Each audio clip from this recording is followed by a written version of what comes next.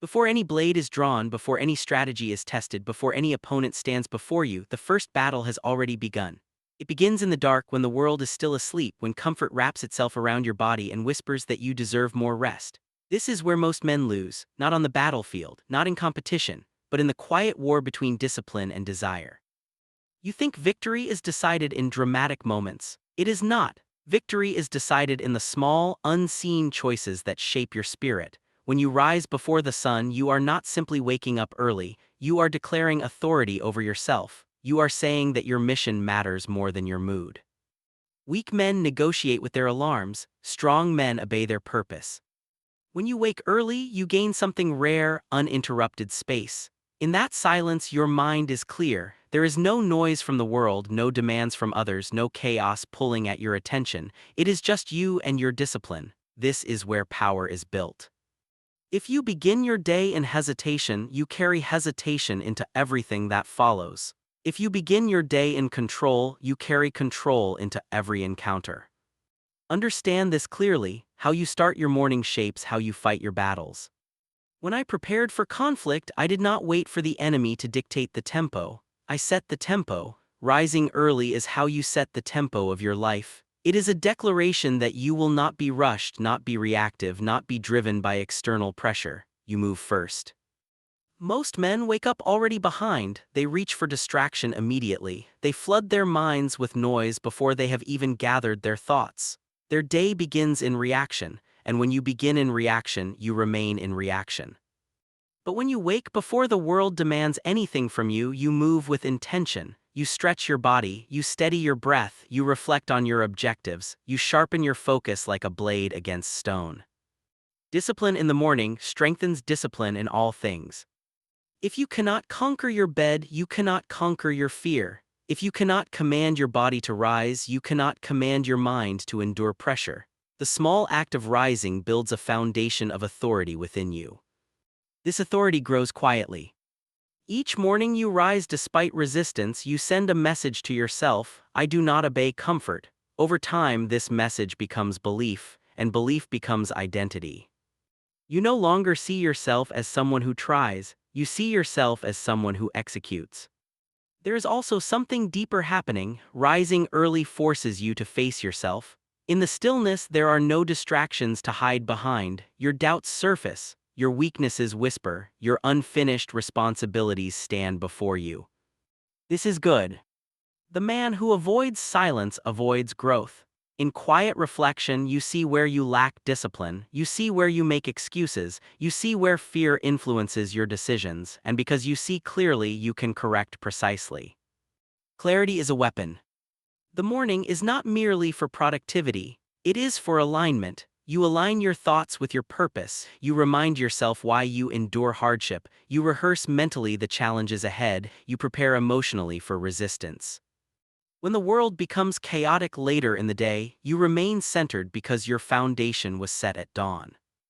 Many believe strength is loud, they believe it is expressed through dominance and aggression, but true strength is built in quiet repetition. It is built when no one is watching, it is built when applause is absent. Rising early trains you to work without recognition. You learn to move without external motivation. You act because it is necessary, not because someone praises you. This detachment from validation is powerful. It frees you from dependency on approval. The 1% understand this secret. They know that while others sleep, they build, while others hesitate, they prepare, while others delay, they advance. This is not about exhaustion, it is about ownership. When you control your morning, you control your momentum. Momentum is difficult to stop. Once you have completed your first task of the day, whether physical training, study, or strategic planning, you feel the shift. You have already accomplished something before most have begun. This creates confidence. Confidence built through action is far stronger than confidence built through words. As the sun rises, you are no longer trying to find motivation. You are already moving, and motion creates more motion. There will be days when you feel tired. There will be nights when rest is short. There will be mornings when your body resists. On those days, rising becomes even more important, because discipline that only exists when convenient is not discipline at all. True discipline shows itself in discomfort.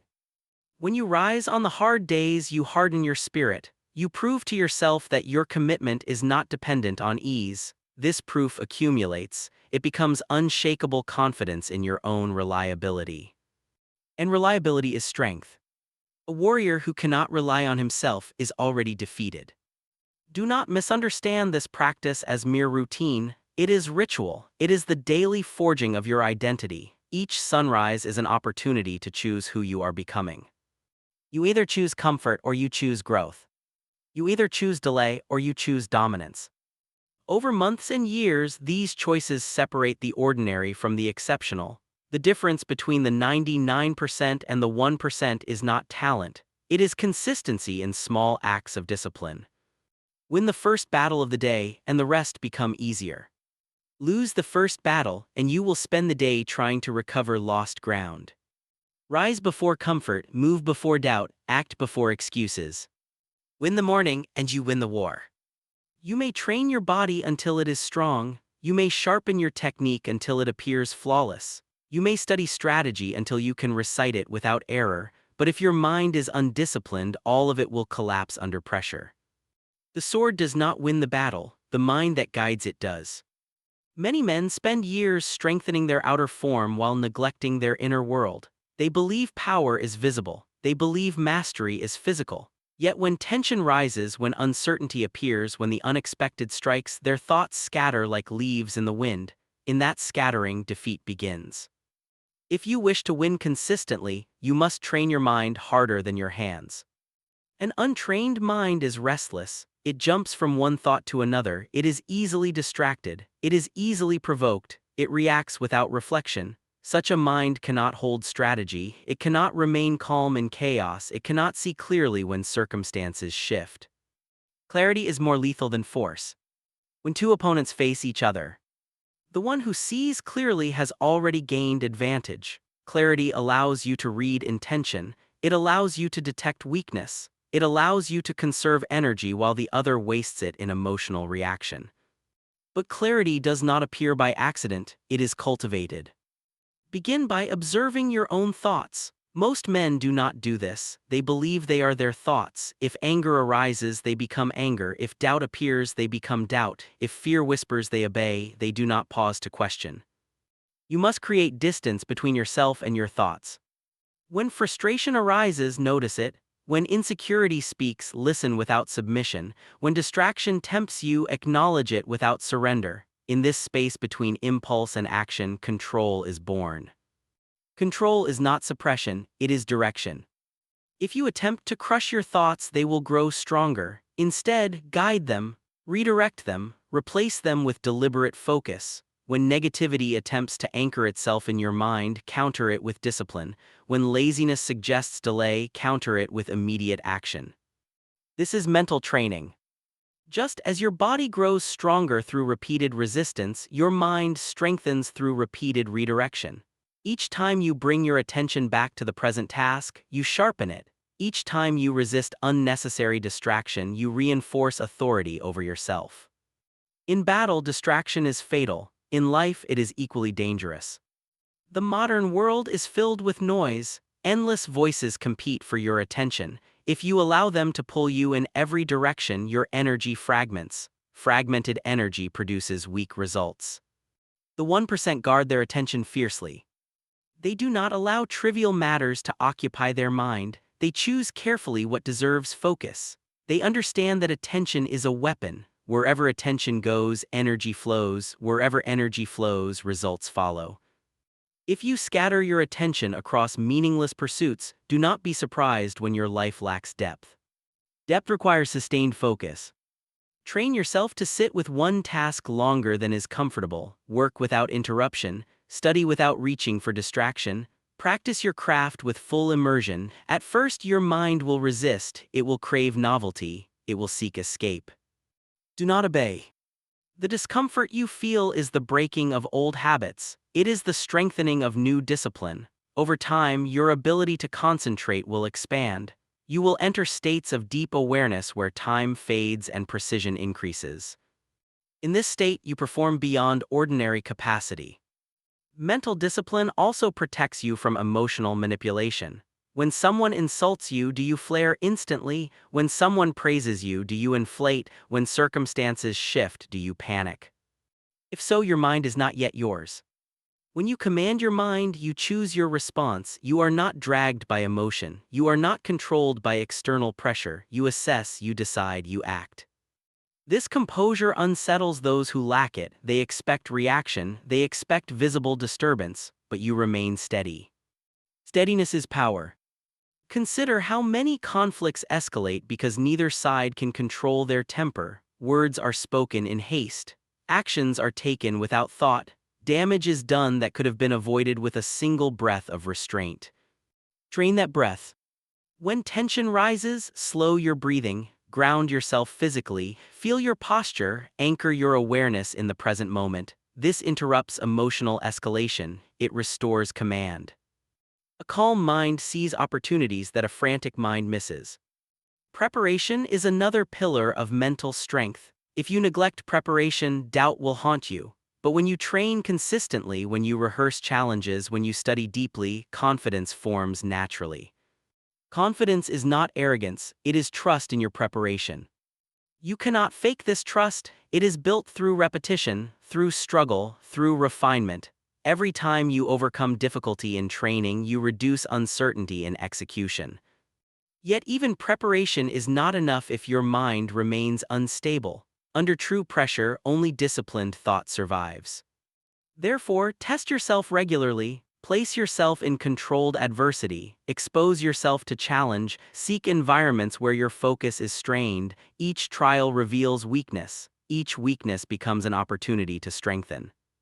Over time, your mind becomes resilient. It does not crumble under stress, it adapts, it adjusts, it remains sharp. And when both opponents are skilled, the one with the stronger mind prevails.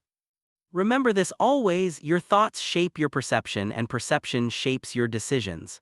If your perception is clouded by fear, ego, or distraction, your decisions will suffer. Clear the mind, strengthen the mind, discipline the mind. Do not allow it to wander without purpose. Do not allow it to be captured by trivial concerns. Do not allow it to become your master. The weapon in your hand is secondary.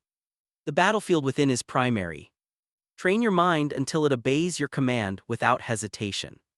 When your thoughts serve you instead of ruling you, victory becomes inevitable. Master the mind, and every battle tilts in your favor. After you have conquered the morning and disciplined your mind, there is another enemy that waits quietly in the shadows. It does not always shout, it does not always show itself openly. It lives in hesitation. It lives in overthinking. It lives in the space between intention and action. This enemy is fear. Understand something clearly: fear is not destroyed by thinking about it, it is destroyed by moving through it. Many men believe courage is a feeling. They wait to feel ready, they wait to feel confident, they wait for fear to disappear before they act, and because fear rarely disappears on its own, they remain still. Their lives become smaller with time, not larger. I never waited for fear to vanish, I expected it. When facing uncertainty, when standing before danger, the body reacts, the heart beats faster, the breath shortens, the senses sharpen. This is natural. What matters is not the presence of fear, but your response to it. If you retreat every time fear appears, you train yourself to be weak. If you step forward every time fear appears, you train yourself to be formidable. Fear often grows from imagination. You picture failure before you attempt. You imagine humiliation before you speak. You see defeat before you even enter the field. Your mind creates a future that does not yet exist, and then your body reacts as if it is already real. This is self-inflicted defeat. Bring yourself back to reality. Ask, what is happening right now? In most moments, the danger is not immediate, the threat is not present, only the thought of it exists, and thoughts can be challenged. Strip fear of its exaggeration. Look at it plainly. If you fail, what truly happens? You learn, you adjust, you try again. If you are rejected, what truly happens? You remain alive, you grow stronger. The mind makes outcomes seem catastrophic when they are merely uncomfortable. Discomfort is not destruction. The 1% understand that growth hides behind discomfort. Every skill you now admire once felt awkward. Every strength you now respect was built through repeated strain. Why then do you expect confidence without exposure? Confidence is earned by doing the very thing that unsettles you. When I prepared for battle, I did not avoid strong opponents. I sought them. Weak challenges do not sharpen you, they create illusion. If you wish to know your true level, you must test yourself against resistance. In your life, do the same. Speak when silence feels safer. Act when delay feels easier. Take responsibility when excuses feel comfortable. Each time you choose courage over comfort, your identity shifts. You begin to see yourself differently. Fear also thrives in attachment. You fear losing reputation. You fear losing approval. You fear losing comfort. But when you detach from the need to preserve image, fear loses much of its power. Ask yourself, are you protecting your growth or your ego? Many men protect their ego at the cost of progress. They avoid challenges because they do not want to appear incompetent. They avoid risk because they do not want to be judged, but in protecting their image, they limit their potential. Let your ego be bruised, let your pride be tested. These are small prices for strength.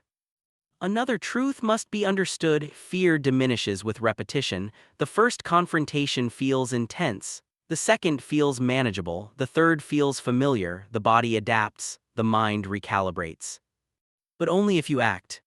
If you avoid, the opposite occurs. Fear expands. It becomes larger in imagination. It grows teeth in your mind. What was once small becomes monstrous. You must interrupt this cycle early. When hesitation whispers, move. When doubt questions, prepare and act. When anxiety tightens your chest, breathe deeply and step forward. Courage is built in motion, not in contemplation. There is also wisdom in preparation. Recklessness is not courage, it is ignorance. Train thoroughly, study deeply, strengthen your weaknesses. When preparation meets action, fear has little ground to stand on. But even with preparation, uncertainty remains. This is the nature of life. You cannot control every variable. You cannot predict every outcome. Accept this. Acceptance reduces anxiety. When you accept that uncertainty is permanent, you stop resisting it. You move with it instead of fighting against it. The man who requires guarantees will always hesitate. The man who accepts uncertainty moves decisively. And decisive action creates opportunity. Remember, fear is often a signal pointing toward growth. If something challenges you, if it stretches you beyond your current limits, it is likely valuable. Do not interpret fear as a stop sign. Interpret it as a direction. Walk toward it deliberately. Each confrontation builds internal proof. You collect evidence of your own resilience. You remember past challenges you survived. This memory strengthens you in future trials. Soon, fear no longer dominates your thinking. It becomes information rather than command. You feel it, but you are not ruled by it. This is mental sovereignty. When others freeze, you advance. When others doubt, you prepare. When others retreat, you hold your ground, not because you are fearless, but because you have trained yourself to act despite fear. This distinction is critical. Courage is not the absence of fear, it is mastery over reaction. And mastery is built daily, in small acts of bravery that compound over time. If you wish to win every battle placed before you, you must first defeat the instinct to withdraw. You must condition yourself to step into difficulty with composure. You must trust your preparation and move with intention. Fear cannot survive sustained forward movement.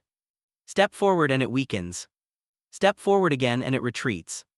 Continue stepping forward and it disappears. Walk toward what you fear and watch it bow before your resolve.